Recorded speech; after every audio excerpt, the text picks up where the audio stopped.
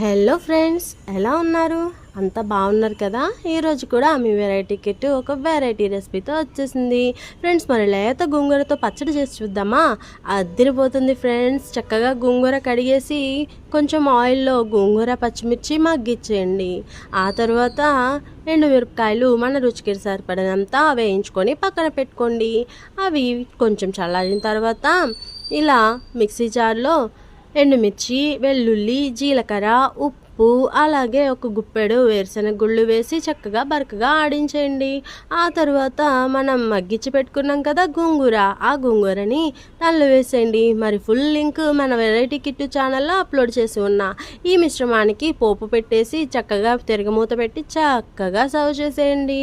పెరుగులో నంచుకోవడానికైనా చక్కగా కమ్మగా ఒక ముద్ద తినాలన్నా 2 ముద్దల దగ్గర 4 ముద్దలు లాగిచ్చేస్తారు. మరి ఫ్రెండ్స్, ఎలా వచ్చిందో కామెంట్ చేయండి. Thank you for watching.